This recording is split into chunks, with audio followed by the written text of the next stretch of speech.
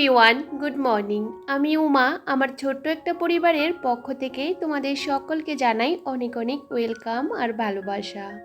দিনটা ছিল রবিবার আর এখন ঘড়ির কাঁটাতে বাজে সকাল 6টা মতন। ভেবেছিলাম আজকে রবিবার একটু বেশি করে ঘুমাবো, আর ওয়েদারটাও কিন্তু বেশ ঠান্ডা ঠান্ডা ছিল। কালকে রাতে কিন্তু কাঁথা গায়ে দিতে হয়েছে, জানো তো। পাখা চালালাম, তারপরে ভোরবেলার দিকে বেশ ঠান্ডা লেগেছে। তবে যাই হোক, ঘুমটা যেহেতু সকাল সকাল ভেঙে গেছে, তারপরে ওই যে ভাবলাম উঠে পড়ি। আসলে কি বলতো, সকাল সকাল উঠাটা আমার অভ্যাসে পরিণত হয়ে গেছে। যতই ছুটির দিন থাকুক বা যেটা থাকুক না কেন, ওই যে দেরি করে উঠতে আর পারি না। তবে যাই হোক, অভ্যাস তো মানুষের দাস, তাই না? অভ্যাস কিন্তু অনেকটাই ভালো। তো সকাল সকাল উঠে পড়েছি, আর এদিকে উষ্ণ গরম জল খেয়ে নিয়েছি। তার আগে রান্নাঘরটা কিন্তু ভালো করে মুছে নিয়েছি। এই যে বাসি ঘরটা ঝাড় দিয়ে বাইরে চলে এসেছি। আসলে কি বলতো, ওয়েদারটা হালকা হালকা মেঘলা করে রেখেছে, ভাবলাম বাইরের জায়গাটা আগে ঝাড় দিয়ে নিই। তো এখন কিন্তু বাইরের জায়গাটা ঝাড় দিতে চলে এসেছি। আমাদের এখানে একটু বৃষ্টি হলে বাইরের জায়গাটা একদমই কাদা কাদাও হয়ে থাকে, ঠিক করে ঝাড় দিতেও পারি না। তারপরও ওই যে কেঁচো মাটি উঠিয়ে রাখে, ঝাড় না দিলেও ভালো লাগে না। সামনের জায়গাগুলো যদি কেঁচো মাটি তুলে রাখে, দেখতে কেমন একটা লাগে। তবে যেটুকু ছোট ছোট কর্নারগুলো আছে, সব কর্নারগুলো ভালো করে এক এক করে ঝাড় দিয়ে নিয়েছিলাম। এদিকে আমি ঝাড় দিতে দিতে আমার ছেলেও দেখি ওই যে ঘুম থেকে উঠে পড়েছে। আসলে কি বলতো, আমি চেষ্টা করি ও ঘুমিয়ে থাকতে থাকতে আমার কাজকর্মগুলো করে নিতে। ভেবেছিলাম একটু ছুটির দিনে ও বেশি করে ঘুমালে আমি আমার মতন করে কাজগুলো করে নিতে পারবো। তবে দেখো, 1-2 দিন বৃষ্টিতে বাড়িতে আবার ঘাস হয়ে গেছে।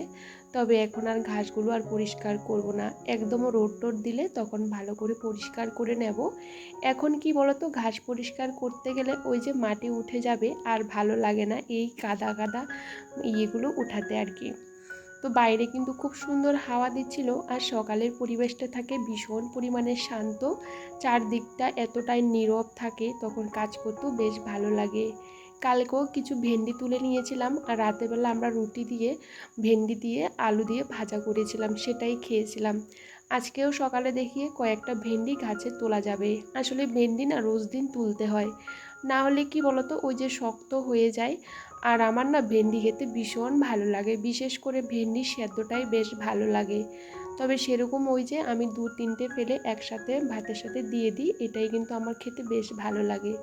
তো গাছ থেকে সেগুলো তুলে নিলাম, পরে না ভুলে যায়। তো যাই হোক, কালকে যেহেতু তুলেছিলাম বেশ কিছুটা ভেন্ডি, তবে আজকে আর বেশি হয়নি, কয়েকটা হয়েছে।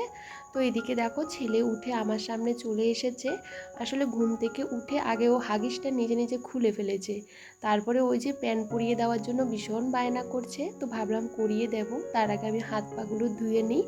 আর তার আগে এখানে জল পড়ে পড়ে না বস্তাগুলো নষ্ট হয়ে যায় আমার, না বেশিরভাগ বস্তায় এখানে দিয়ে দিয়ে সমস্ত বস্তাগুলো নষ্ট হয়ে গেছে। কারণ এই জায়গাটার মধ্যে মাটি মাটি কাদা কাদা হয়ে থাকে, সে কারণে বস্তা না দিলেও ভালো লাগে না। তো ঘরের ভিতরে চালের বস্তা ছিল, সেগুলো কেটে কেটে আমি দিয়ে দিয়েছি। আগে যে বাড়িতে কাজ করিয়েছিলাম, সিমেন্টের অনেক বস্তা ছিল, জানো তো। এই যে প্রায় 2 বছর ধরে আমি এই সিমেন্টের বস্তাগুলো কেটে কেটে দিচ্ছিলাম, কিন্তু এখন আর নেই। সে কারণে ভাবলাম চালের বস্তা আছে, সেগুলোকে কেটে কেটে দিই। সামনের জায়গাটা না এমন থাকলেও না ভালো লাগে না। তবে বর্ষার কারণে কিন্তু বস্তাগুলো বেশি দিন যায় না, ওই 3-4 মাসও যায় না, তারপর আবার নষ্ট হয়ে যায়, তারপর আবার দিতে হয়।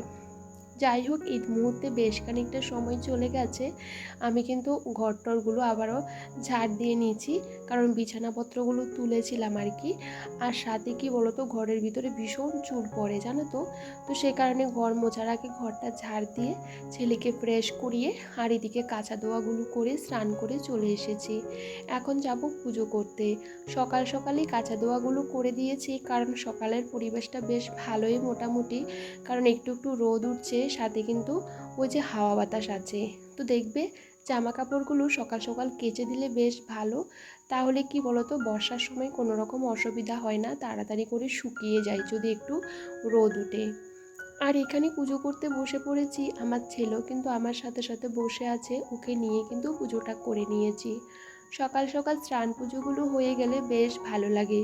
এমনিতেও রবিবারে দেখবে সংসারের সমস্ত কাজকর্মগুলো করে পুজো করতে করতে অনেকটা দেরি হয়ে যায়। তবে সকাল থেকে একটু বুদ্ধি করে ধৈর্য নিয়ে যদি আমরা একের পর এক কাজগুলো গুছিয়ে করি তাহলে দেখবে এক নিমেষে সমস্ত কাজগুলো কিন্তু করাও যায়। তবে সমস্ত কাজগুলো বুদ্ধি করার চেষ্টা করি করার জন্য।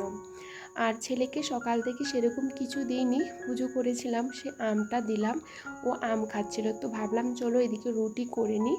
কালকে না পটল দিয়ে আলু দিয়ে তরকারি করেছিলাম, সে তরকারি বেশ খানিকটা রয়ে গেছে।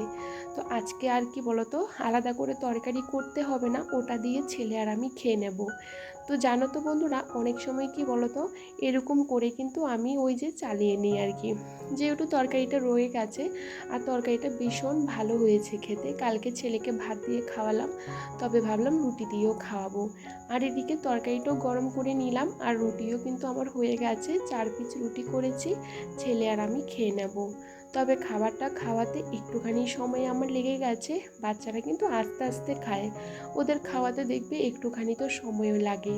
এদিকে খাইয়ে দাইয়ে ছেলেকে একটু পড়াতে বসিয়েছি, বেশি একটা পড়াতে পারিনি, আধ ঘন্টার মতন পড়িয়েছি। তারপরে আমি একটু মোবাইল দেখেছি জানো তো। তো ভাবলাম যেহেতু আমার স্নান দান পুজো টুজো হয়ে গেছে একটু বসি, তো মোবাইলটা একটু ঘাঁটতে গিয়ে ওই যে আধ ঘন্টা আবার দেরিও হয়ে গেছে।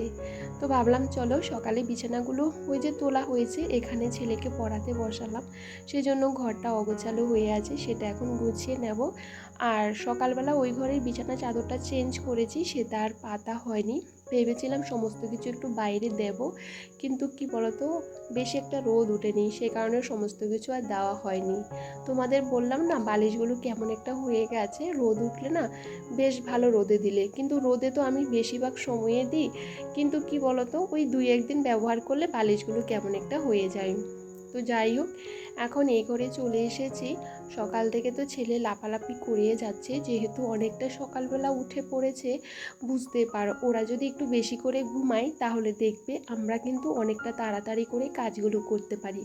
আর একদিকে উঠে পড়লে কি বলো তো বন্ধুরা, বাচ্চাকে নিয়ে কাজগুলো করতে একটুখানি দেরি হয়ে যায়। আর আমার ছেলে কিন্তু অতটাও বড় হয়নি যে একা একা কোনো কাজ করতে পারে, সবটা কিন্তু আমাকেই করে দিতে হয়, আর সেটাই কিন্তু আমি করি।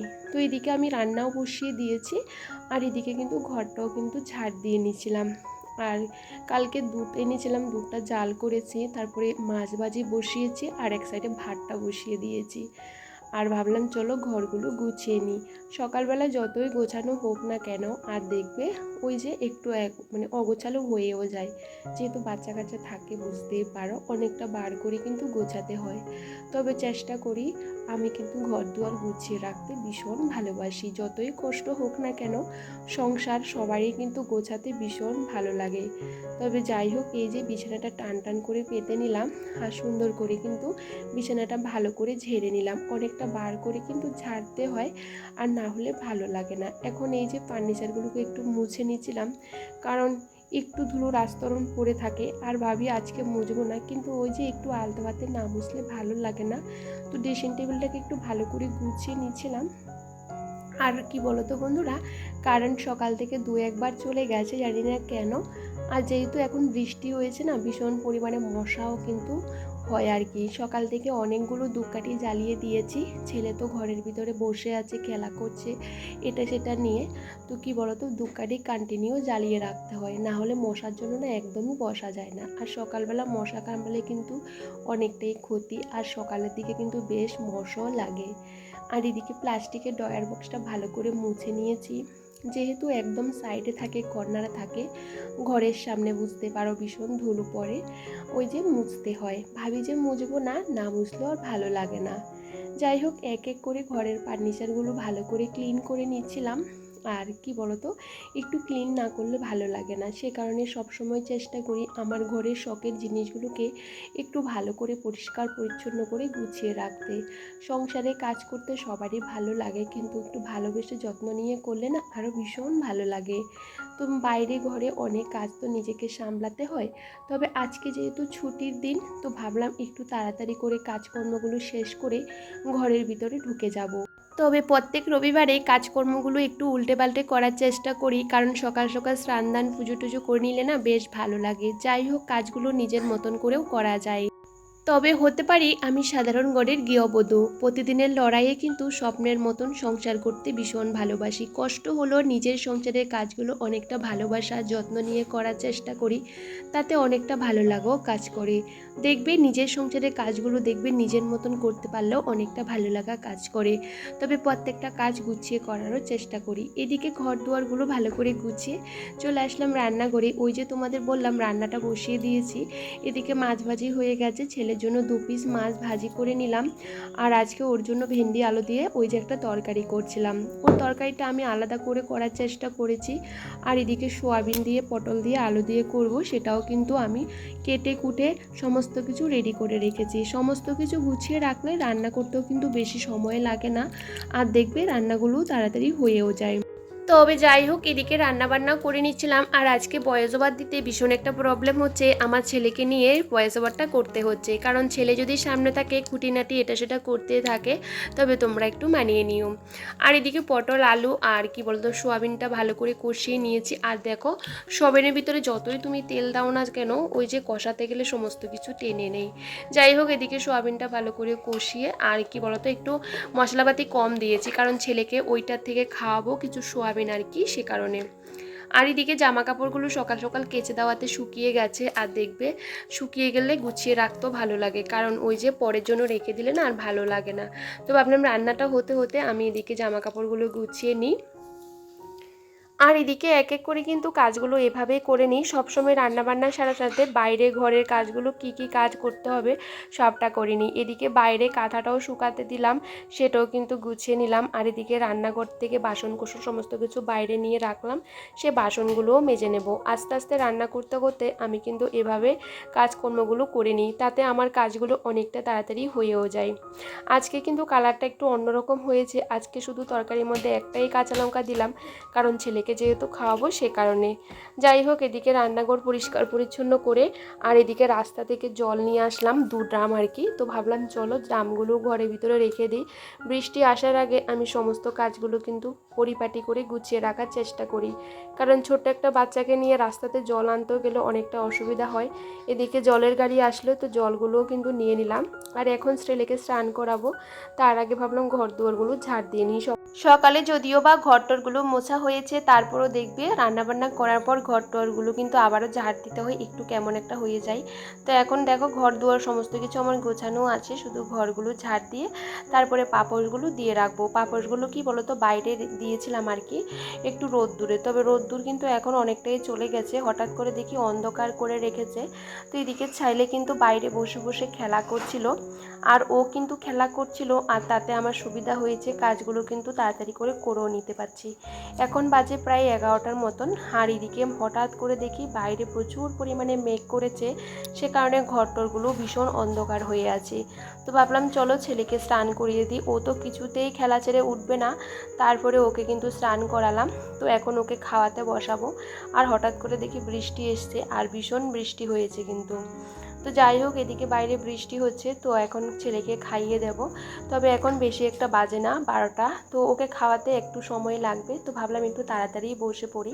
তবে চলো আজকে ব্লগটা এখানেই শেষ করছি।